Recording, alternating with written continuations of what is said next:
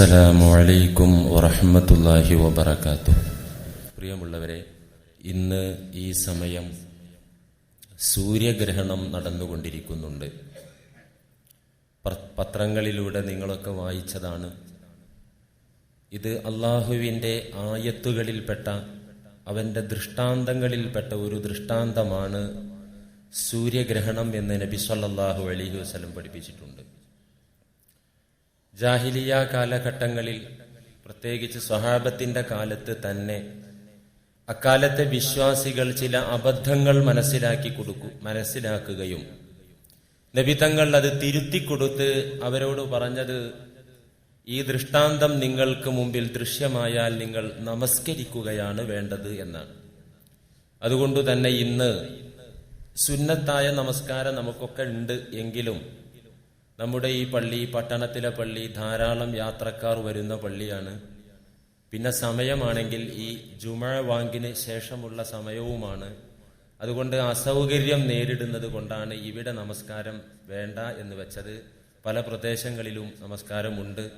വളരെ ദീർഘമായ, ഒരുപാട് മണിക്കൂറുകൾ തന്നെ എടുത്ത് നിസ്കരിക്കേണ്ട അക്മലായ രൂപത്തിൽ, പൂർണ്ണമായ രൂപത്തിൽ ഒരുപാട് സമയം അൽ ബഖറയുടെ ഖദറാണ് ഫാത്തിഹയ്ക്ക് ശേഷം സൂറത്തിന്റെ സ്ഥാനത്ത് ഓതേണ്ടത്, ഒരു ഖുൽ ഹുവല്ലല്ല. അപ്പൊ ജുസുകൾ ഓതുന്ന അത്രയും നീണ്ട നൃത്തവും ഉള്ള ഒരു നമസ്കാരമാണ്. അതതിന്റെ പൂർണ്ണ രൂപത്തിൽ ഈ സമയത്ത് നിർവഹിക്കാൻ ഇവിടെ അസൗകര്യമായത് കൊണ്ടാണ് ഇന്നത് വേണ്ടാന്ന് വെച്ചത്. എങ്കിലും ആ വസ്തുത നമ്മളൊക്കെ അറിയുകയും മനസ്സിലാക്കുകയും വേണം. പ്രിയമുള്ളവരെ, കഴിഞ്ഞയാഴ്ച പറഞ്ഞത്, അന്ത്യനാളിന് മുമ്പ് മുസ്ലിം ലോകം അഭിമുഖീകരിക്കേണ്ടി വരുന്ന ഖുർആനും തിരുസുന്നത്തും വ്യക്തമാക്കിയ വസ്തുനിഷ്ഠ യാഥാർത്ഥ്യങ്ങളെക്കുറിച്ചുള്ള വിവരണമാണ് കഴിഞ്ഞയാഴ്ച നാം നടത്തിയത്. വിശ്വാസിയെ സംബന്ധിച്ചിടത്തോളം എല്ലാം ദൃഷ്ടാന്തമാണ്. അള്ളാഹുവിന്റെ ചെയ്തികൾ, അവന്റെ ഖുദ്റത്തിന്റെ ബഹിർ പ്രകടനമാണ് ഈ പ്രപഞ്ചത്തിൽ നാം കണ്ടുകൊണ്ടിരിക്കുന്നതൊക്കെ. അന്ത്യദിനത്തിന് മുമ്പ് എന്തൊക്കെ കാര്യങ്ങൾ ഉണ്ടാകുമെന്ന് തിരുമേനി പ്രവചിച്ചിട്ടുണ്ട്. മുസ്ലിം ലോകം ഏതൊക്കെ ദിശകളിലൂടെ കടന്നുപോകുമെന്നും അവിടുന്ന് പറഞ്ഞു തന്നിട്ടുണ്ട്. എത്രത്തോളം? ഫലസ്തീനിൽ ബൈത്തുൽ മുഖദ്ദസിന്റെ ചാരത്ത് രൂപം കൊള്ളുന്ന ഒരു പുതിയ സംസ്കാരം, ഒരു അനിസ്ലാമികമായ നാഗരികത ബൈത്തുൽ മുഖദ്ദസ് എന്ന പുണ്യപള്ളിയുടെ ചാരത്ത് രൂപപ്പെടും. ആ ഒരു സംസ്കാരം അവസാനം ചെന്നെത്തുന്നത് മദീനയുടെ പതനത്തിലായിരിക്കും എന്നുവരെ നബി സല്ലല്ലാഹു അലൈഹി വസല്ലമ മുന്നറിയിപ്പ് തന്നു. അൻ യസീർ ഇബ്നു ജാബിർ റളിയല്ലാഹു അൻഹു ഖാല ഖാല ഇബ്നു മസ്ഊദ് റളിയല്ലാഹു അൻ ബിയദിഹി ഹാകദാ വനഹാഹാ നഹവ ശാം. മഹാനായ യസീർ ഇബ്നു ജാബിർ എന്ന സ്വഹാബി പറയുന്നു, ഞങ്ങളുടെ കൂട്ടത്തിലെ പണ്ഡിതനായ ഇബ്നു മസ്ഊദ് റളിയല്ലാഹു അൻഹു ഒരിക്കൽ ഷാമിന്റെ ഭാഗത്തേക്ക് കൈ ചൂണ്ടിക്കൊണ്ടു പറഞ്ഞു, ബൈത്തുൽ മുഖദ്ദസുള്ള ഫലസ്തീനുള്ള മേഖലയിലേക്ക് പണ്ഡിതനായ ആ സ്വഹാബി കൈ ചൂണ്ടിയിട്ട് പറഞ്ഞു, 14 നൂറ്റാണ്ടുകൾക്ക് മുമ്പ് പറഞ്ഞു, അദുവുൻ യജ്തമിഊന ലി അഹ്ലിൽ ഇസ്ലാം. ഇസ്ലാമിന്റെ ശത്രുക്കൾ തമ്പടിക്കുന്ന, സമ്മേളിക്കുന്ന, ഒരുമിച്ച് കൂടുന്ന ഭാഗം ഇതാണ്. ഫലസ്തീനിന്റെ ഭാഗത്തേക്ക്, ഷാമിന്റെ ഭാഗത്തേക്ക് കൈ ചൂണ്ടി ഇബ്നു മസ്ഊദ് റളിയല്ലാഹു അൻഹു പറയുന്നു, അദുവുൻ യജ്തമിഊന ലി അഹ്ലിൽ ഇസ്ലാം.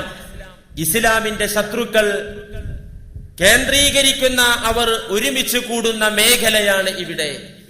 എന്നിട്ടോ വയജ്മഉ ലഹും അഹ്ലുൽ ഇസ്ലാം, അവർക്കെതിരെ മുസ്ലിം ലോകം മുഴുവനും സംഘടിക്കും, ഒരുമിച്ച് കൂടും.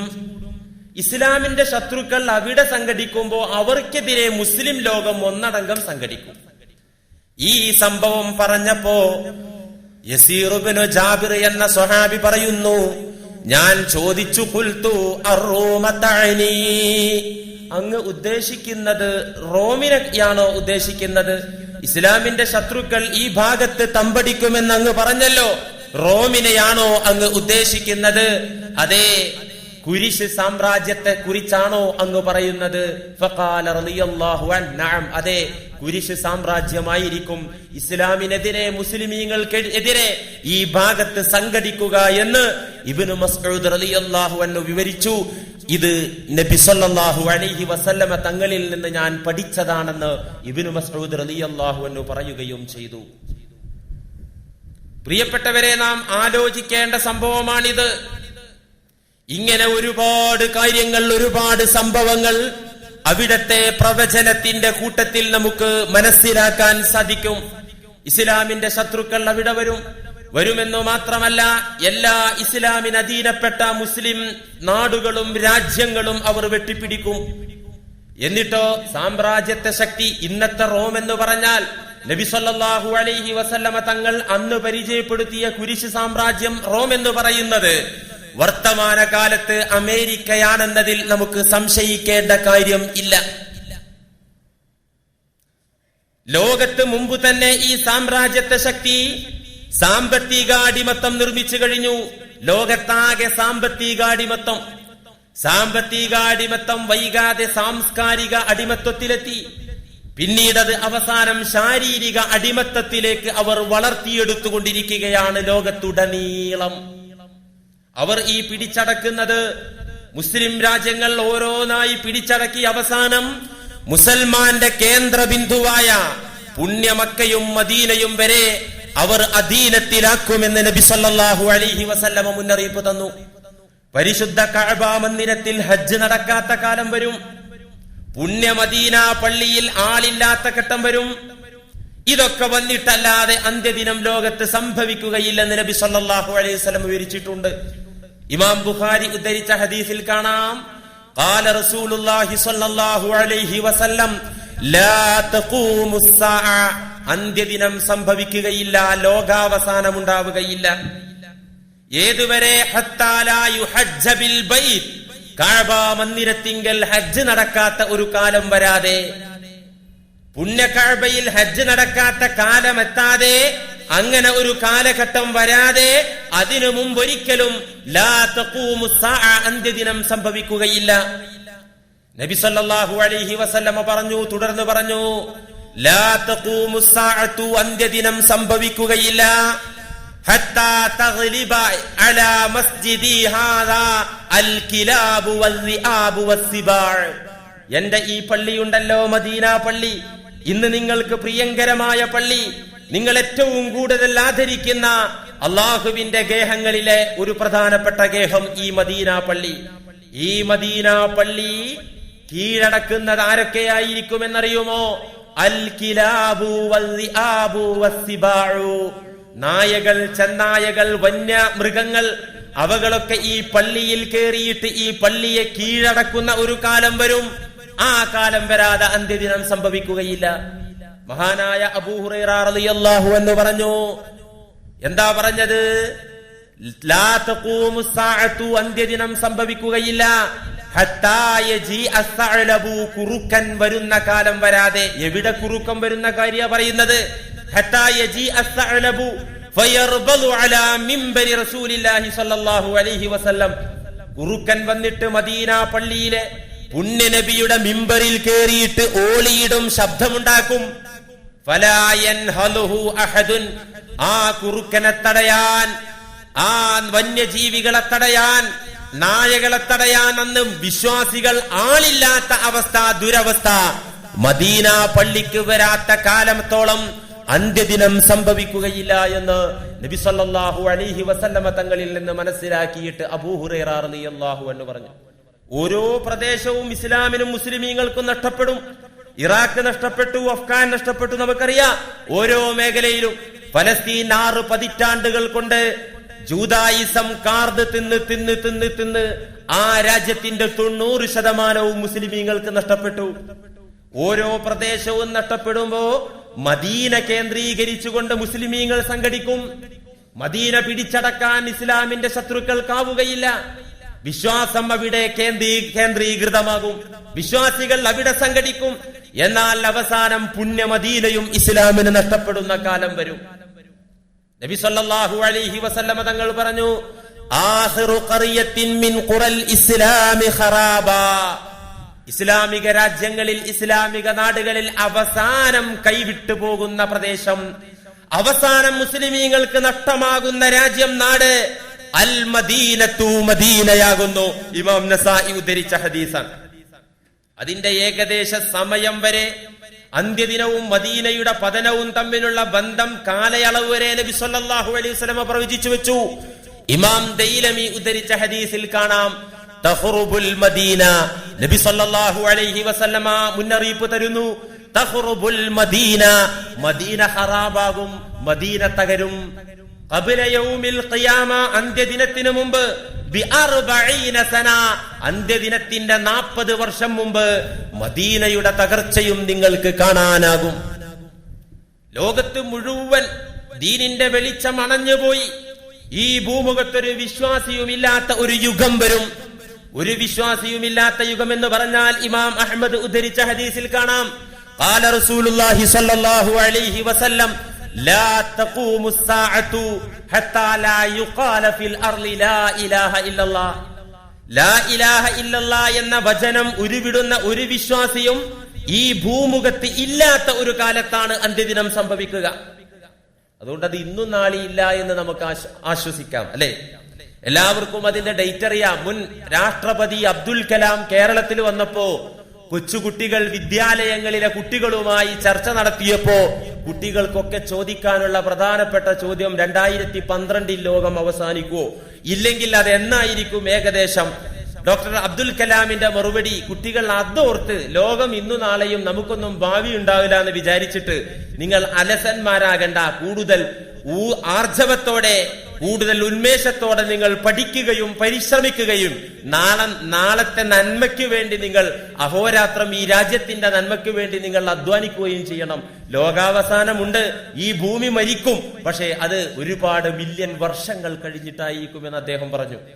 ഏതായാലും ലാ യുഖാല ഫിൽ അർളി ലാ ഇലാഹ ഇല്ലല്ലാഹ്, ലാ ഇലാഹ ഇല്ലല്ലാഹ് എന്ന് ഭൂമിയിൽ പറയപ്പെടാത്ത ഒരു കാലം, ആ കാലത്തായിരിക്കും. അതിനു മുമ്പ് ഒരു കാറ്റ് അള്ളാഹു ഭൂമിയിലേക്ക് അയക്കുമെന്നാണ് നബി സല്ലല്ലാഹു അലൈഹി വസല്ലം പഠിപ്പിച്ചത്. ആ കാറ്റിന്റെ വരവോടുകൂടെ ഹൃദയത്തിൽ ഈമാനുള്ള മനുഷ്യരെല്ലാം മരിച്ചു പോകും. പിന്നെ അന്ത്യദിനം സംഭവിക്കുന്നത് ധിക്കാരികളായ ജനതയുടെ മേലെ ആയിരിക്കും. അക്രമികളായ, ബോധമില്ലാത്ത, അവിശ്വാസികളായ ജനങ്ങളുടെ മുകളിലൂടെ തലക്കുമീതയായിരിക്കും ഖിയാമത്ത് നാളിന്റെ ഭീകരത വന്ന് ഭവിക്കുക എന്ന് നബി സല്ലല്ലാഹു അലൈഹി വസല്ലം പഠിപ്പിക്കുകയാണ്. പ്രിയപ്പെട്ടവരെ, അപ്പൊ പറഞ്ഞു വരുന്നത്, ഓരോ പ്രദേശങ്ങളും ഇസ്ലാമിന് നഷ്ടപ്പെട്ടുകൊണ്ടിരിക്കും. അവസാനം നമ്മുടെ കേന്ദ്ര ബിന്ദുവായ ആ 2 ഹറം, പുണ്യ ഹറം പ്രദേശങ്ങൾ പോലും ഇസ്ലാമിന്റെ കയ്യിൽ നിന്ന് നഷ്ടപ്പെടുന്ന ഒരു കാലം വരാതെ അന്ത്യദിനം സംഭവിക്കുകയില്ല. എന്താണ് ഇതിന്റെ കാരണം? ഇത്തരം തകർച്ചയുടെ കാരണം എന്താണ്? വാസ്തവത്തിൽ മുസ്ലിമീങ്ങൾ തന്നെയാണ് ഇത്തരത്തിലുള്ള തകർച്ചയുടെ പിന്നിൽ പ്രവർത്തിച്ചത്. നമുക്കറിയാം, 60 വർഷങ്ങളിലധികം കാലമായി, നീണ്ട 6 പതിറ്റാണ്ടുകളിലധികം കാലമായി മുസ്ലിം ലോകം പലസ്തീനിന്റെ മോചനത്തിന് വേണ്ടി നൊന്ത് പ്രാർത്ഥിക്കുകയാണ്. എന്തേ പടച്ച തമ്പുരാന ഉത്തരം, ആ ദുആ കേൾക്കാത്തത്? അതിന് ജവാബ് തരാത്തതെന്താ? ആലോചിക്കേണ്ട വിഷയമല്ലേ? മുസ്ലിം ലോകം ഒന്നടങ്കം അതിൽ സ്വാലിഹീങ്ങൾ ഉണ്ടാകുമല്ലോ, അതിൽ ഔലിയാക്കൾ ഉണ്ടാകുമല്ലോ. എന്നിട്ടും അല്ലാഹു എന്തുകൊണ്ട് ആ പ്രാർത്ഥന സ്വീകരിക്കുന്നില്ല? ഇന്നും പലസ്തീനിന്റെ മക്കൾക്ക് മോചനമില്ല. എന്തേ കാരണം? ഈ ദുരവസ്ഥയ്ക്ക് മണ്ണും വളവും നൽകിയത് മുസ്ലിമീങ്ങൾ തന്നെയായിരുന്നു. അല്ലാഹു സുബ്ഹാനഹു വ തആല ഖുർആനിലൂടെ നൽകിയ മുന്നറിയിപ്പ്, സത്യവിശ്വാസികൾക്ക് നൽകിയ മുന്നറിയിപ്പ്, ആ മുന്നറിയിപ്പ് മുസ്ലിം ലോകം മറന്ന് അവഗണിച്ച് ജീവിച്ചത് കൊണ്ടാണ് ഈ ഒരു ദുരന്തം നാം അനുഭവിച്ചു കൊണ്ടിരിക്കുന്നത്. അള്ളാഹുവിന്റെ മുന്നറിയിപ്പ് കാറ്റിൽ പറത്തി. പിന്നെ അതിനുശേഷം പ്രാർത്ഥിച്ചത് കൊണ്ട് മാത്രം കാര്യമായില്ല. പ്രാർത്ഥിക്കണം, അത് മുസ്ലിമീങ്ങളുടെ, വിശ്വാസികളുടെ ഒരു ബാധ്യതയായി കൊണ്ട് നാം ചെയ്യുന്ന ഇബാദത്താണ്. ആ പ്രാർത്ഥനക്ക് അല്ലാഹു ഉത്തരം നൽകാത്തതിന്റെ കാരണം ഈ ദുരന്തത്തിന്റെ വിത്ത് പാകിയത് മുഴുവൻ മുസ്ലിമീങ്ങളായിരുന്നു എന്നതാണ് യാഥാർത്ഥ്യം. നമുക്കറിയാം, ആദ്യമായി അഡോൾഫ് ഹിറ്റ്ലറുടെ നേതൃത്വത്തിൽ നാസിപ്പട ജർമ്മനി ഭരിച്ചുകൊണ്ടിരിക്കുന്ന കാലത്താണ് പലസ്തീനിന്റെ മണ്ണിൽ ആദ്യം ജൂതന്മാർ കാലുകുത്തിയത്. അഭയാർത്ഥികളായി അങ്ങകലെയുള്ള ജർമ്മനിയിൽ നിന്ന് നാസിപ്പടയുടെ മർദ്ദനം സഹിക്കാൻ പറ്റാതെ അഭയാർത്ഥികളായി കടന്നു വന്ന ജൂതന്മാരെ മുസ്ലിമീങ്ങൾ സ്വീകരിച്ചു, നല്ല നിലയിൽ സൽക്കരിച്ചു. ഹിറ്റ്ലറുടെ പതനത്തോടെ അവിടങ്ങളിൽ നിന്ന് ജൂതന്മാരുടെ വരവ് വർദ്ധിച്ചു. ജൂതന്മാർ വന്നു. പലസ്തീനിന്റെ മണ്ണിൽ അഭയാർത്ഥികളായി വന്നെത്തിയ ജൂതന്മാർ മദ്യവും മയക്കുമരുന്നും ഉപയോഗിക്കുന്നത് എങ്ങനെയെന്ന് മുസ്ലിമീങ്ങൾക്ക് കാണിച്ചു കൊടുത്തു, പഠിപ്പിച്ചു കൊടുത്തു. മദ്യത്തിൽ മയക്കുമരുന്നിൽ ആസക്തരായ അറബി സമൂഹം അവസാനം ലഹരി നുണയാൻ അവരുടെ കയ്യിൽ പണമില്ലാത്ത അവസ്ഥ വന്നപ്പോ അവരുടെ പിറന്ന മണ്ണ്, അവരുടെ സ്വന്തം നാടിന്റെ ഭാഗങ്ങൾ അല്പാൽപമായി ജൂതന്മാർക്ക് വിൽക്കാൻ തുടങ്ങി, മദ്യവും മയക്കുമരുന്നും ഉപയോഗപ്പെടുത്താൻ വേണ്ടി. അങ്ങനെ ജൂതന്മാർ ചുരുങ്ങിയ വർഷങ്ങൾ കൊണ്ട് ഒരുപാട് ഭൂപ്രദേശം സ്വന്തമാക്കി, കള്ള് വിറ്റ് അവർ പുണ്യഭൂമി വാങ്ങി. 1948 ഇസ്രായേൽ എന്ന പേരിൽ ഒരു സ്വതന്ത്ര ജൂതരാഷ്ട്രം അവിടെ അവർ സ്ഥാപിക്കുകയും ചെയ്തു. ചരിത്രം പഠിച്ചവർക്കറിയാം ഇതാണ് അവസ്ഥ. അല്ലാഹു സുബ്ഹാനഹു വ തആല പറഞ്ഞു, ജൂത ക്രൈസ്തവ കൂട്ടുകെട്ടിനെ നിങ്ങൾ വിശ്വസിക്കരുത്, അവരെ നിങ്ങൾ ഒരിക്കലും ആത്മമിത്രങ്ങളാക്കരുത്, അവരെ നിങ്ങൾ ഒരിക്കലും രക്ഷാധികാരികളാക്കരുത്, അവരുമായിട്ടുള്ള ബന്ധം പരിധി വിട്ട തരത്തിലാകരുത്, അവരെ നിങ്ങൾ കണ്ണടച്ച് വിശ്വസിക്കരുത്. അല്ലാഹു സുബ്ഹാനഹു വ തആല നമുക്ക് താക്കീത് തന്നിരുന്നു. സൂറത്ത് ആല ഇമ്രാന്റെ 118 ആയത്ത് അല്ലാഹു സുബ്ഹാനഹു വ തആല ഈമാനുള്ള വർഗത്തെ വിളിച്ചു പറഞ്ഞു, യാ അയ്യുഹല്ലദീന ആമനൂ ലാ തത്തഖിദൂ ബിതാനതം മിൻ ദൂനികും. അല്ലയോ ഈമാനുള്ളവരെ, മുഅ്മിനീങ്ങളെ, ലാ തത്തഖിദൂ ബിതാനതം മിൻ ദൂനികും, നിങ്ങൾ നിങ്ങളുടെ കൂട്ടത്തിലെ വിശ്വാസികൾ അല്ലാത്തവരെ, മുഅ്മിനീങ്ങൾ അല്ലാത്തവരെ നിങ്ങൾ ആത്മമിത്രങ്ങളാക്കരുത്, നിങ്ങളുടെ സ്വന്തക്കാരായി പ്രതിഷ്ഠിക്കരുത്. നിങ്ങളിൽപ്പെട്ട മുഅ്മിനീങ്ങളെ നിങ്ങൾക്ക് കണ്ണടച്ച് വിശ്വസിക്കാം, അതല്ലാത്തവരെ നിങ്ങൾ ഒരിക്കലും നിങ്ങളുടെ സ്വന്തക്കാരാക്കരുത്. ലാ യഅലൂനകും ഖബാല, നിങ്ങൾ അവരെ മിത്രങ്ങളാക്കിയിട്ട് കാര്യമില്ല, നിങ്ങൾക്കെതിരെയുള്ള കുതന്ത്രങ്ങളിൽ ഒരു കുറവും അവർ വരുത്തുകയില്ല. വദ്ദൂ മാ അനിത്തും, നിങ്ങൾ അവരെ വാരിപ്പുണർന്ന് അവരുടെ സംസ്കാരം സ്വീകരിച്ച് അവർക്ക് സ്വന്തം മണ്ണ് ഉപയോഗിക്കാനുള്ള അവകാശം എഴുതി കൊടുത്ത് ആ ജൂത ക്രൈസ്തവ ലോബികളെ നിങ്ങൾ സ്വീകരിച്ചാൽ നിങ്ങളോട് ഉള്ള ശത്രുത അവർ കുറക്കുകയില്ല എന്ന് മാത്രമല്ല, വദ്ദൂ മാ അനിത്തും, നിങ്ങൾ ക്ലേശിക്കുന്നതൊക്കെ അവർക്ക് പ്രിയങ്കരമായിരിക്കും. നിങ്ങൾ ബുദ്ധിമുട്ടുന്നത് കാണുമ്പോ അവരുടെ ഉള്ളിൽ അവർ ചിരിക്കുകയായിരിക്കും. വഖദ് ബദതിൽ ബഗ്ളാഉ മിൻ അഫ്വാഹിഹിം വമാ തുഖ്ഫീ സുദൂറുഹും അക്ബർ. നിങ്ങളോടുള്ള വിരോധം, നിങ്ങളോടുള്ള ശത്രുത പലപ്പോഴും അവരറിയാതെ അവരുടെ നാവിലൂടെ പുറത്തു വരുന്നുണ്ട്. ജോർജ് ബുഷ് പറഞ്ഞല്ലോ, ഈ യുദ്ധം ഇസ്ലാമിനോടെതിരല്ല. വാപ്പ ഇവിടെ എവിടെയില്ല, കോഴിക്കൂട്ടിലില്ല എന്ന് പണ്ടൊരു മകള് പറഞ്ഞു അത്രേ. ഒരാൾ ഉപ്പ കടം ചോദിച്ച കടക്കാരൻ, ബാധ്യതയുള്ള വ്യക്തി, ഉപ്പ ഇവിടെ ഉണ്ടോ എന്ന് വന്ന് ചോദിക്കും മോളെ. അങ്ങനെ ചോദിക്കുമ്പോ മോള് ഇവിടെ എവിടെയില്ല, കോഴിക്കൂട്ടിലില്ല എന്ന് പറയണമെന്ന് എന്ന് പറഞ്ഞു കൊടുത്തിട്ടില്ല, ഇവിടെ ഇല്ല എന്ന് പറഞ്ഞാൽ മതി എന്ന് മാത്രമേ പറഞ്ഞുള്ളൂ. എന്നിട്ട് ഉപ്പ കോഴിക്കൂടിനകത്തേക്ക് കയറിയിരിക്കുന്നത് മോള് കണ്ടു. ആള് വന്ന് ചോദിച്ചു, ഉപ്പ ഇവിടെ എവിടെയില്ല, കോഴിക്കൂട്ടിലില്ല എന്ന് പറഞ്ഞു. കൊച്ചുകുട്ടി. ഇതുപോലെ ഈ യുദ്ധം ഇസ്ലാമിനെതിരല്ല, ഇസ്ലാമിനോടല്ല ഈ യുദ്ധം. നേരത്തെ അമേരിക്ക പറഞ്ഞല്ലോ. എന്തുകൊണ്ടാണ് അങ്ങനെ പറയേണ്ട ഒരു പശ്ചാത്തലം, ഒരു സാഹചര്യം ഉണ്ടായത്? അള്ളാഹു പറയുന്നു, അവരെ നിങ്ങൾ ആത്മമിത്രമാക്കരുത്, നിങ്ങൾ ക്ലേശിക്കുന്നതൊക്കെ അവർക്ക് പ്രിയങ്കരമായിരിക്കും. അവരറിയാതെ അവരുടെ ഹൃദയങ്ങളിൽ നിങ്ങളോടുള്ള രോഷം അവരുടെ നാവിലൂടെ പുറത്തു വരുന്നുണ്ട്. വമാ തുഖ്ഫീ സുദൂറുഹും അക്ബർ, നിങ്ങളോടുള്ള വെറുപ്പും ശത്രുതയും അവരുടെ മനസ്സിൽ ഒതുക്കി വെച്ചത് അവർ പുറത്ത് കാണിക്കുന്ന ആ ശത്രുതയേക്കാൾ വലിയ ശത്രുതയാണ് അവരുടെ മനസ്സിലുള്ളത്. അതുകൊണ്ട് നിങ്ങൾ സൂക്ഷിക്കണം. ഖദ് ബയ്യന്നാ ലകുമുൽ ആയാത്ത് ഇൻ കുൻതും തഅഖിലൂൻ, നാം ചില മുന്നറിയിപ്പ് നൽകുകയാണ് നിങ്ങൾക്ക്. ഇൻ കുൻതും തഅഖിലൂൻ, നിങ്ങൾ ബുദ്ധിയുള്ളവരാണെങ്കിൽ ആലോചിച്ച് ജീവിച്ചോളൂ. എന്നിട്ട് അല്ലാഹു പറയാണ്, ഹാ അന്തും ഹാഉലായി, അല്ല മുസ്ലിമീങ്ങളെ, നിങ്ങൾ എന്തൊരു വർഗാണ്, നിങ്ങൾ എന്തൊരു കൂട്ടരാണ്. തുഹിബ്ബൂനഹും, നിങ്ങൾ അവരെ അമിതമായി സ്നേഹിക്കുകയാണ്, ഇഷ്ടപ്പെടുകയാണ്. ഇസ്ലാമിന് ഇവിടെ സുന്ദരമായ ഒരു സംസ്കാരമുണ്ട്, ഒരു ജീവിതചര്യയുണ്ട്. ഇസ്ലാമിന്റെ സംസ്കാരം, ജീവിതചര്യ നിങ്ങൾ വലിച്ചെറിഞ്ഞ് അവരുടെ ജീവിതചര്യയുടെ പിറകിൽ പോകാൻ മാത്രം എന്താണ് നിങ്ങളും അവരും തമ്മിലുള്ള ബന്ധം? ഹാ അൻതും ഹാഉലായി തുഹിബ്ബൂനഹും, നിങ്ങൾ അവരെ സ്നേഹിക്കുന്നു.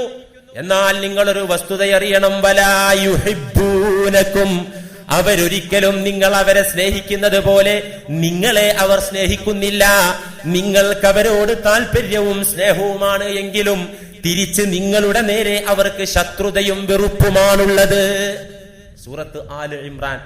ഈ ആയത്തുകളുടെ അവതരണ പശ്ചാത്തലം ഏതാണ്? മദീനയിലെ ജൂത വിഭാഗമായിരുന്ന ഔസ് ഖസ്റജ് വർഗം, രണ്ട് കബീലകളാണ്, ജൂത കബീലകളാണ് ഔസും ഖസ്റജും.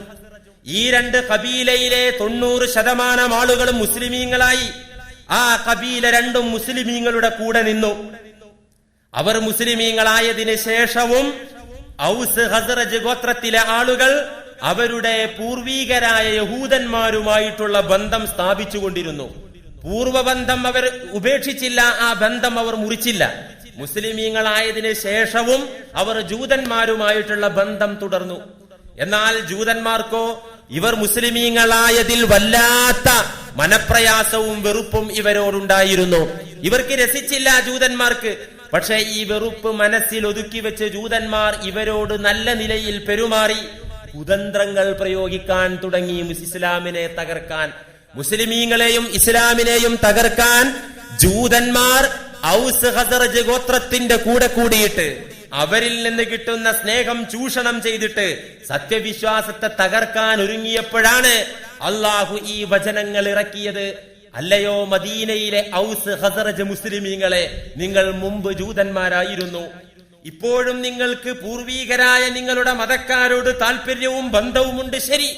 പക്ഷേ നിങ്ങൾ നിങ്ങളുടെ കൂട്ടത്തിലുള്ള വിശ്വാസികൾ അല്ലാത്തവരെ നിങ്ങൾ ഒരിക്കലും കണ്ണടച്ച് വിശ്വസിക്കരുത്. നിങ്ങൾ എത്ര അവരെ വിശ്വസിച്ചവരെ കൂടെ കൂടിയാലും നിങ്ങളോടുള്ള വിരോധം അവർ അവസാനിപ്പിക്കുകയില്ല. നിങ്ങളുടെ തകർച്ചയാണ് അവർ സ്വപ്നം കാണുന്നത് എന്നുള്ള മുന്നറിയിപ്പ് അല്ലാഹു സുബ്ഹാനഹു വ തആല നൽകി. ഈ മുന്നറിയിപ്പ് മുസ്ലിം ലോകത്തിന് എക്കാലത്തും ഒരു പാഠമാണ്.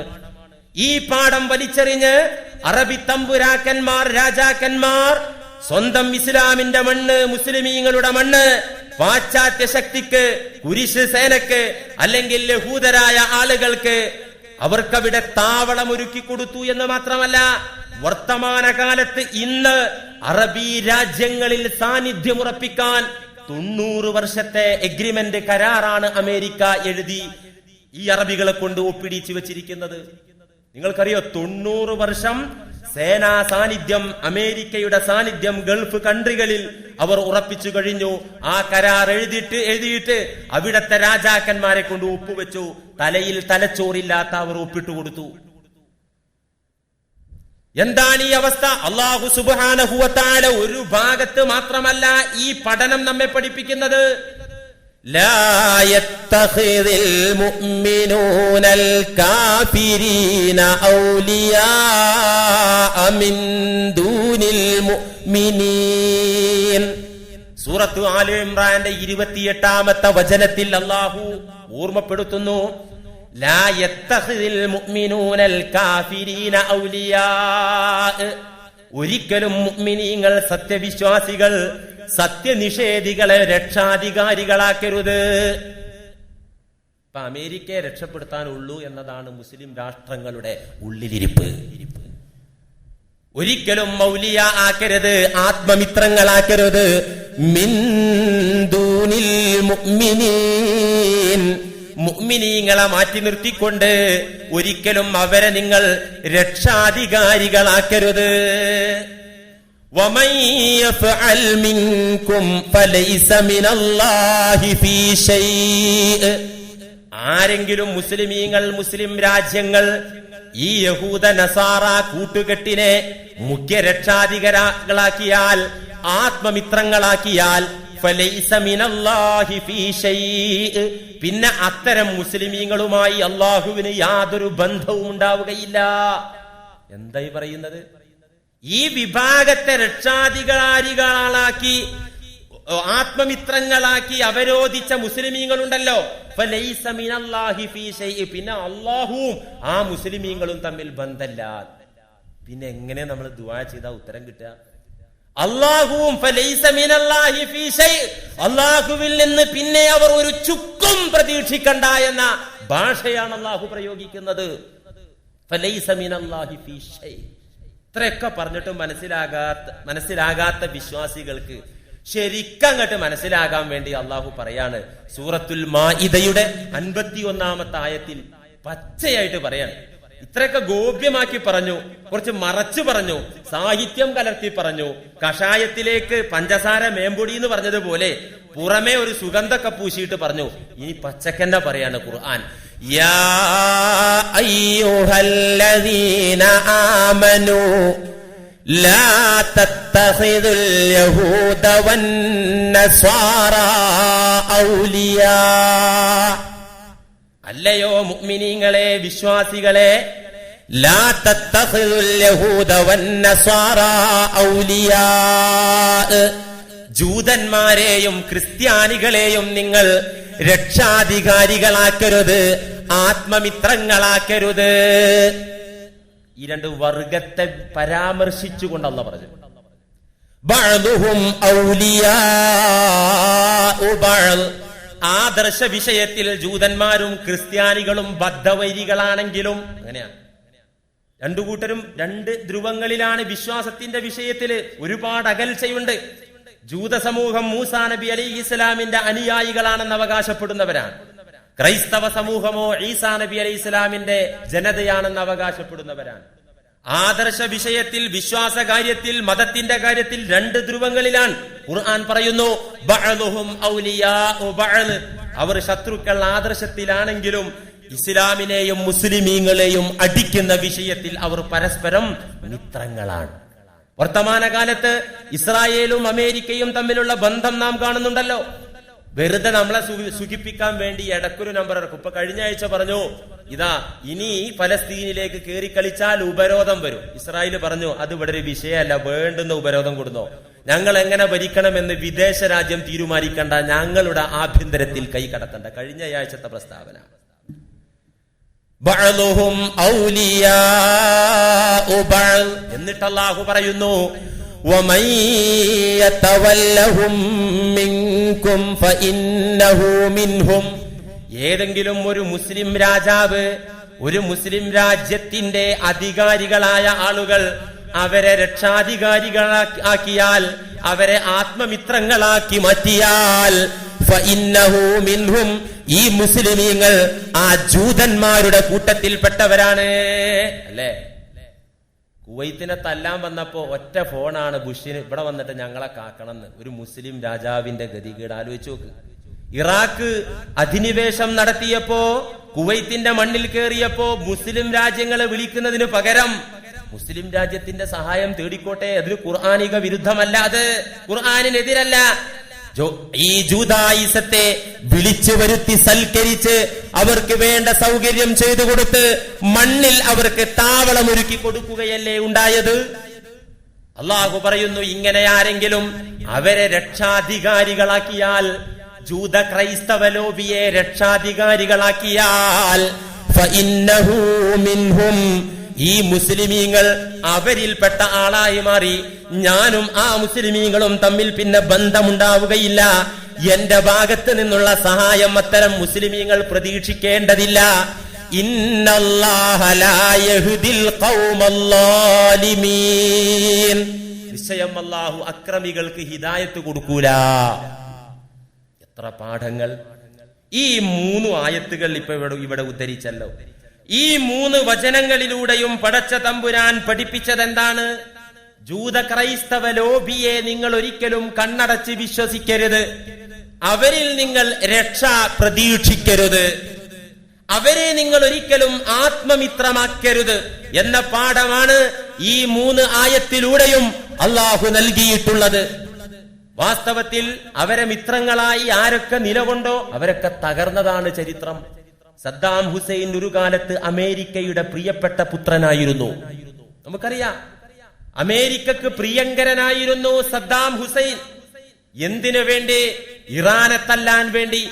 ഇസ്ലാമിക റിപ്പബ്ലിക്കായ ഇറാൻ, ആയത്തുള്ള ഖുമൈനിയുടെ നേതൃത്വത്തിൽ നടന്ന ഇസ്ലാമിക വിപ്ലവത്തിൽ ഇസ്ലാമിക റിപ്പബ്ലിക്കായി മാറിയ ഇറാൻ പാശ്ചാത്യ ശക്തികൾക്ക് മുന്നിൽ മുട്ടുമടക്കാതെ ബഖ്തിയാർ എന്ന് പറയുന്ന പ്രധാനമന്ത്രി, ഷാ ഭരണകൂടം, അമേരിക്കയുടെയും ബ്രിട്ടന്റെയും പാവ സർക്കാരുകളായി നിലകൊണ്ട് ആ രാജ്യത്ത് പാശ്ചാത്യ സംസ്കാരത്തിന്റെ കടന്നുകയറ്റമുണ്ടായപ്പോ ആയത്തുള്ള ഖുമൈനി ആ രാജ്യത്ത് ഇസ്ലാമിക വിപ്ലവം കൊണ്ടുവന്നു.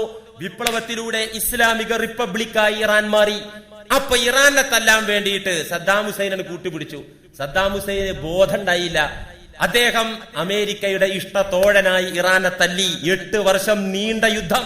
അന്ന് മുഴുവൻ അമേരിക്കക്ക് പ്രിയങ്കരനായിരുന്നു സദ്ദാം ഹുസൈൻ. പക്ഷേ അന്നേ ഖുമൈനി പറഞ്ഞു, ഇന്ന് അവൻ അമേരിക്കയുടെ കയ്യിലെ പ്രിയപ്പെട്ട ആളാണ് എന്നത് ശരി, നാളെ ആ കയ്യിൽ അവൻ എരിഞ്ഞടങ്ങും. ഖുമൈനിയുടെ വാക്കാണത്. ഇന്ന് അമേരിക്കക്ക് സദ്ദാം പ്രിയപ്പെട്ടവനാണ് ശരി, അത് ഇസ്ലാമിനോടോ മുസ്ലിമീങ്ങളോടോ ഉള്ള താല്പര്യമല്ല, ഇസ്ലാമിനെ തമ്മിലടിപ്പിക്കാനുള്ള അവന്റെ കുൽസിത ബുദ്ധിയാണ്. നാളെ കാലങ്ങളിൽ നിങ്ങൾക്കു കാണാം സദ്ദാം ഹുസൈന്റെ അവസാനം പതനം ഈ അമേരിക്കയുടെ കരങ്ങളിലൂടെ ആയിരിക്കുമെന്ന് സദ്ദാം ഹുസൈനെ തൂക്കിക്കൊല്ലുന്നതിന്റെ 10 പതിറ്റാണ്ടുകൾക്ക് മുമ്പ് ഖുമൈനി പറഞ്ഞു. ഖുമൈനി ആരാണ് എന്നതിരിക്കട്ടെ, കുറച്ച് ബുദ്ധിയുള്ള ആളായിരുന്നു, ഖുർആൻ കുറച്ച് പഠിച്ച ആളായിരുന്നു. ശീസത്തോട് നമുക്കൊരു താല്പര്യവും ബന്ധവുമില്ല. പക്ഷെ വസ്തുതകൾ ഷിയാക്കൾ ഒന്നും രണ്ടാന്ന് പറഞ്ഞാലും, ഇവിടെ നിരീശ്വരവാദികൾ ഒന്നും രണ്ടാണെന്ന് പറഞ്ഞാലും അത് അംഗീകരിക്കണം. അവര് പറഞ്ഞ കാര്യം നമ്മൾ അംഗീകരിക്കണം. ഇതുപോലെ ഷിയാക്കൾ, അത് ഇസ്ലാമിലെ ഒരു കുഴപ്പമാണ്, ഇസ്ലാമിലെ ആഭ്യന്തര പ്രശ്നമാണ്, അത് മുസ്ലിമീങ്ങൾ തമ്മിൽ കൈകാര്യം ചെയ്യേണ്ട വിഷയമാണ്. അവിടെയും ഇപ്പൊ കലക്കിക്കൊണ്ടിരിക്കുകയാണ്. ഞാൻ രാഷ്ട്രീയം പറയല്ല. ഇപ്പൊ പറഞ്ഞു വരുന്നത്, സത്യത്തിൽ ഇവർ നമ്മുടെ മിത്രങ്ങളായി കടന്നു വരുന്നു. നമ്മുടെ ഹാനിയും ഉന്മൂലനവുമാണ് അവർ ലക്ഷ്യമിട്ടുകൊണ്ടിരിക്കുന്നത്. ഈ 3 ആയത്തുകൾ ഇവിടെ വിവരിച്ചപ്പോ സ്വാഭാവികമായി ഒരു തെറ്റിദ്ധാരണ കടന്നു വരാൻ സാധ്യതയുണ്ട്. യഹൂദ നസാറാക്കളെ, ജൂതന്മാരെയും ക്രിസ്ത്യാനികളെയും നിങ്ങൾ കണ്ണടച്ച് വിശ്വസിക്കരുത്. നിങ്ങളുടെ രക്ഷാധികാരികളാക്കി അവരെ നിങ്ങൾ ഒരിക്കലും അവരോധിക്കരുത് എന്ന ആയത്ത് കേട്ടിട്ട് നമ്മുടെ അയൽക്കാരായ ക്രിസ്ത്യാനികൾ, ഇനി ജൂതന്മാരാണെങ്കിൽ അങ്ങനെ, അത്തരത്തിലുള്ള അയൽക്കാരോട് അല്ലെങ്കിൽ നമുക്ക് പരിചയമുള്ള ക്രിസ്ത്യാനി സുഹൃത്തുക്കളെ ഒരിക്കലും സ്നേഹിക്കരുത്. അവർ എത്ര സത്യസന്ധന്മാരാണെങ്കിലും വിശ്വസിക്കരുത് എന്നല്ല ഖുർആൻ പറഞ്ഞത്. വ്യക്തിപരമായ പെരുമാറ്റത്തിന്റെ കാര്യമല്ല ഈ പറയുന്നത്, നേതൃത്വത്തിന്റെ വിഷയമാണ് പറയുന്നത്, സംസ്കാരം ഏറ്റെടുക്കുന്ന വിഷയമാണ് പറയുന്നത്.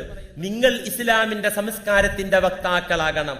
മറ്റൊരു മതത്തിന്റെ മറ്റൊരു വിഭാഗത്തിന്റെ സംസ്കാരം പുണരുന്ന തരത്തിലേക്ക് നിങ്ങളുടെ സ്നേഹബന്ധം വളരേണ്ട ആവശ്യം ഇല്ല എന്നാണ് ഖുർആൻ പറയുന്നത്. വ്യക്തിപരമായി ക്രിസ്ത്യാനിയാണെങ്കിലും ജൂതനാണെങ്കിലും സ്നേഹത്തിലും സഹവർത്തിത്വത്തിലും സൗഹാർദ്ദത്തിലും കഴിയണം. അതിന് ധാരാളം തെളിവുകളുണ്ടല്ലോ. നബി സല്ലല്ലാഹു അലൈഹി വസല്ലമ തങ്ങൾ ക്രിസ്ത്യാനികളോട്, ജൂതന്മാര് വ്യക്തി എന്ന നിലയിൽ അവരോട് പെരുമാറിയ പെരുമാറ്റ രീതി മുമ്പ് പല പ്രഭാഷണങ്ങളിലും ഇവിടെ തന്നെ നിങ്ങൾ കേട്ടതാണ്. എന്തിനധികം, സത്യനിഷേധികളോട് ഗൗരവ സ്വഭാവമുണ്ടായിരുന്ന ഉമറുൽ ഫാറൂഖ് റളിയല്ലാഹു അൻഹു ഒരു യാത്രയിലാണ്. യാത്രാമധ്യത്തിൽ വുളൂ ചെയ്യാൻ വെള്ളം കിട്ടാതെ ബുദ്ധിമുട്ടി. വെള്ളമില്ലാതെ വുളൂ ചെയ്യാൻ വെള്ളം കിട്ടാതെ ബുദ്ധിമുട്ടുന്നത് ഒരു ക്രിസ്ത്യാനി പെണ്ണ് കണ്ടു.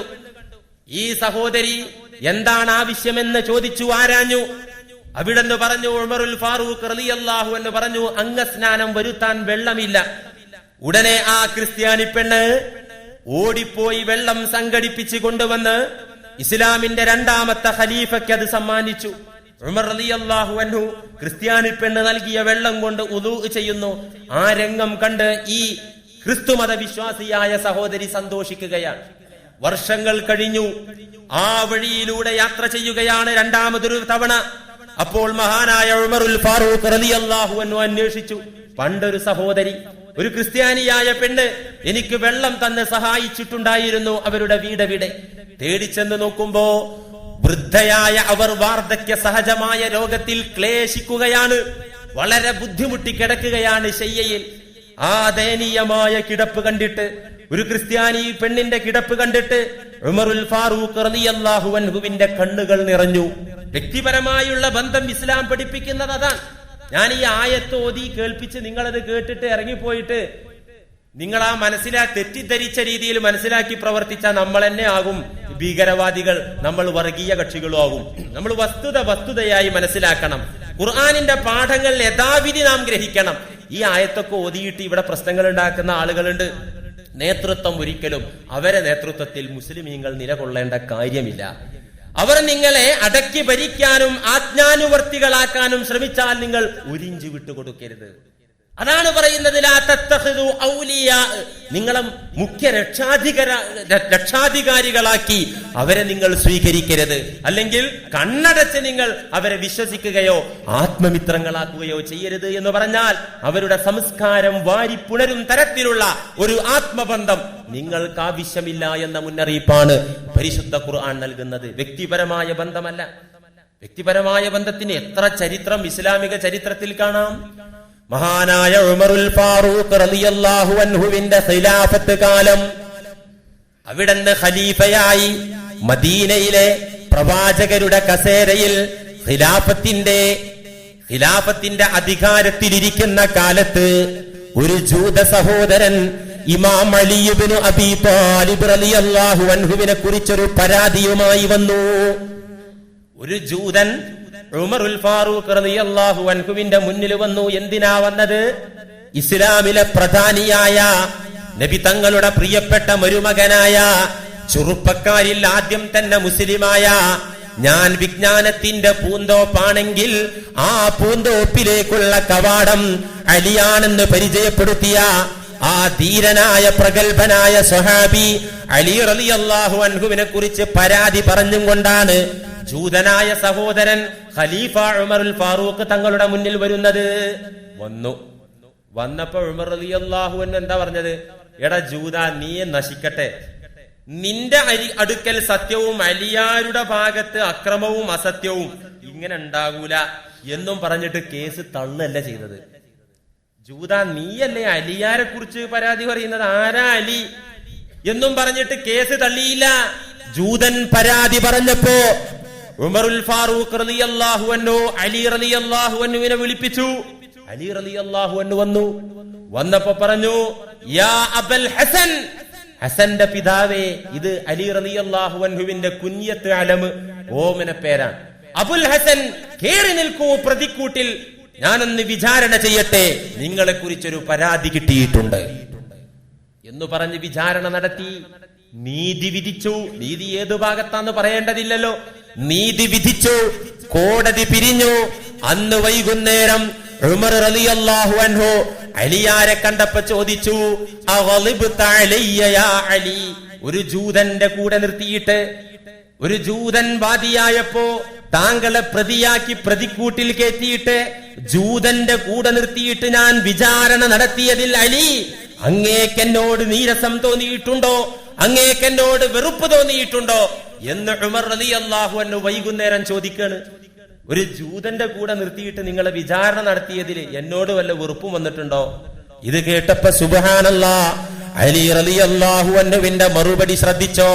ഫഖാല ലാ വലാകിൻ ഗളിബ്തു അലൈക. അക്കാര്യത്തിൽ എനിക്ക് ഉമറേ നിങ്ങളോട് വെറുപ്പില്ല. ഒരു ജൂതന്റെ കൂടെ നിർത്തി വിചാരണ ചെയ്തതിൽ എനിക്ക് വെറുപ്പില്ല. വലാകിൻ ഗളിബ്തു അലൈക, എങ്കിലും നിങ്ങളോട് എനിക്ക് പ്രതിഷേധമുണ്ട്, വെറുപ്പുണ്ട്. അത് വേറെ ഒരു വിഷയത്തിലാണ്. എന്താ വിഷയമെന്നറിയോ? ഒരു വാദിയും പ്രതിയും ഒരു കേസുമായി വന്നാൽ ന്യായാധിപൻ ജഡ്ജി ഒരിക്കലും പ്രതിയെ ബഹുമാനിക്കാൻ പാടില്ല. നിങ്ങൾ എന്റെ പ്രതിക്കൂട്ടിലേക്ക് ക്ഷണിച്ചപ്പോ യാ അബൽ ഹസൻ, ഹസന്റെ പിതാവേ എന്ന എന്റെ ഓമന പേരല്ലേ വിളിച്ചത്? എന്റെ പേര് അലി എന്നാണല്ലോ. അലി എന്ന് വിളിക്കുന്നതിന് പകരം അബുൽ ഹസൻ എന്ന ഓമന പേര് വിളിച്ചത് ഞാൻ പൊറുക്കില്ല, അതിലെനിക്ക് ശക്തമായ പ്രതിഷേധമുണ്ട് എന്ന് പറഞ്ഞപ്പോ ഉമർ റളിയല്ലാഹു അൻഹു ഇത് കേട്ട് ഉമർ റളിയല്ലാഹു അൻഹു പൊട്ടിക്കരഞ്ഞു. ഒരു ജൂതന്റെ മുന്നിൽ വിചാരണ നടത്തിയത് നിങ്ങൾക്ക് വെറുപ്പായോ എന്ന് ചോദിച്ചപ്പോ അതിലെനിക്ക് വെറുപ്പൊന്നുമില്ല. നിങ്ങൾ എന്നെ വിളിച്ചപ്പോ എന്തിനെ ഓമന പേര് വിളിച്ചു? എന്റെ പേര് അലി എന്ന് വിളിക്കേണ്ടേ എന്തുകൊണ്ട് ന്യായാധിപൻ പ്രതിയെ ബഹുമാനിച്ചു? ഇത് ഇസ്ലാമിക നീതിക്ക് നിരക്കാത്തതാണ്, ഇതിലെനിക്ക് എതിർപ്പുണ്ട് എന്ന് അലി റളിയല്ലാഹു അൻഹു പറഞ്ഞ ആ സ്നേഹബന്ധമാണ് വ്യക്തിപരമായി നമുക്കുണ്ടാകേണ്ടത്.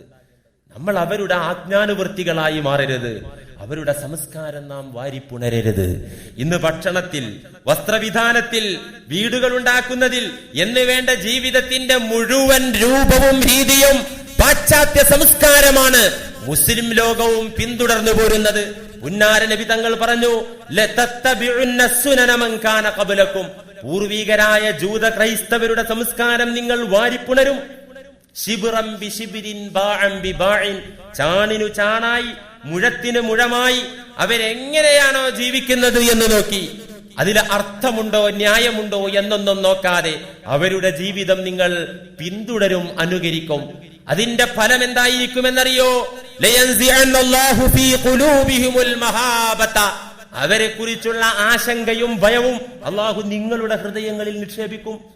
നിങ്ങൾ അവരെ ആത്മമിത്രമാക്കി അവരുടെ ജീവിതശൈലി നിങ്ങൾ പിന്തുടർന്ന് ജീവിച്ചാൽ നിങ്ങളുടെ ഹൃദയങ്ങളിൽ അവരെ കുറിച്ചുള്ള ഭയം അള്ളാഹു നിക്ഷേപിക്കും. എന്നാൽ നിങ്ങളെ കുറിച്ച് അവരോ പൂർണ്ണ നിർഭയരും ആയിരിക്കും എന്ന് നബി സല്ലല്ലാഹു അലൈഹി വസല്ലം പഠിപ്പിക്കുന്നു.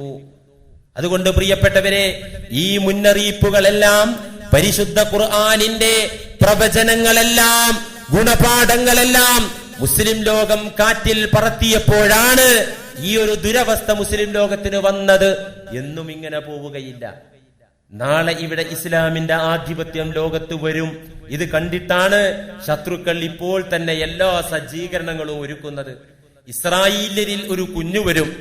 ഫറോവ ഭരണകാലം, റംസീസ് രണ്ടാമൻ ഫിർഔൻ ഭരിച്ചുകൊണ്ടിരിക്കുന്ന കാലത്തൊരു സ്വപ്നം കാണുകയും ആ സ്വപ്നത്തിന്റെ പൊരുള്, അതിന്റെ വ്യാഖ്യാനം അന്വേഷിച്ച് ജ്യോത്സ്യന്മാരെ സമീപിക്കുകയും ചെയ്തപ്പോ ഇസ്രായേലിൽ ഒരു കുഞ്ഞു ജനിക്കും, ആ കുഞ്ഞ് നിന്റെ സാമ്രാജ്യം തല്ലി തകർക്കുമെന്ന് സ്വപ്ന വ്യാഖ്യാനം പറഞ്ഞു കൊടുത്തപ്പോഴാണല്ലോ ഇസ്രായേലിൽ ജനിക്കുന്ന ആൺകുഞ്ഞുങ്ങളെ എല്ലാം കൊന്നുകളയാൻ ഫിർഔൻ ഉത്തരവിടുകയും ആ ഉത്തരവ് നടപ്പിലാക്കുകയും ചെയ്തത്. എന്നിട്ട് ഓരോ ആൺകുട്ടികളെയും കൊന്നുകളഞ്ഞെങ്കിലും പടച്ച തമ്പുരാൻ അവന്റെ ശത്രുവെ, അവന്റെ സാമ്രാജ്യം തല്ലിത്തകർക്കാനുള്ള ആൺകുട്ടിയെ അല്ലാഹു സുബ്ഹാനഹു വ തആല അവന്റെ കൊട്ടാരത്തിൽ തന്നെ ഇട്ടു വളർത്തി. ഇതാണ് പടച്ചവൻ, ഇതാണ് അല്ലാഹു. അതുകൊണ്ട് ഇവരെങ്ങനെ സംഘടിച്ചാലും ശരി, ഈ അവസ്ഥ ഇങ്ങനെ എക്കാലത്തും പോവില്ല. എന്നും അന്ധകാരത്തിൽ ലോകം ചലിക്കില്ല. ഇരുട്ടിന്റെ പിറകിൽ ഒരു വെളിച്ചമുണ്ട് തീർച്ചയാണ്. മുസ്ലിങ്ങളുടെ കയ്യിൽ അധികാരത്തിന്റെ ചെങ്കോല് വരുന്ന ഒരു കാലം വരാതെ അന്ത്യദിനം സംഭവിക്കുകയില്ല. ഫലസ്തീനിന്റെ മണ്ണ് നമ്മുടേതാകും, ബൈത്തുൽ മുഖദ്ദസ് നമ്മുടേതാകും, എല്ലാം നമ്മുടെ കീഴിൽ വരുന്ന ഒരു കാലം തീർച്ചയായിട്ടും വരും. അത് അല്ലാഹു സുബ്ഹാനഹു വ തആല ഖുർആനിലൂടെ മുസ്ലിം ലോകത്തിന് തന്ന ഒരു ഓഫർ ആകുന്നു. അന്ന് നേതൃത്വത്തിൽ ഇമാം മഹ്ദി അലൈഹിസ്സലാം ആയിരിക്കും. ഇമാം മഹ്ദി വരാനുണ്ട്. ഇവിടെ ഒരുപാട് കാര്യങ്ങൾ അന്ത്യദിനത്തിന് മുമ്പായി നമ്മൾ മനസ്സിലാക്കാനുണ്ട്. ഒരുപാട് കാര്യങ്ങൾ ഭൂമിയിൽ നടക്കാനുണ്ട്. ഇൻഷാ അല്ലാഹ് നാളത്തെ ആ പുതു നവയുഗ പിറവി നമുക്ക് കാത്തിരിക്കാം. അതിന്റെ ബാക്കി ഭാഗം അടുത്ത ആഴ്ച പറയാം. വആഖിറു ദഅവാനാ അനിൽ ഹംദുലില്ലാഹി റബ്ബിൽ ആലമീൻ. അസ്സലാമു അലൈക്കും.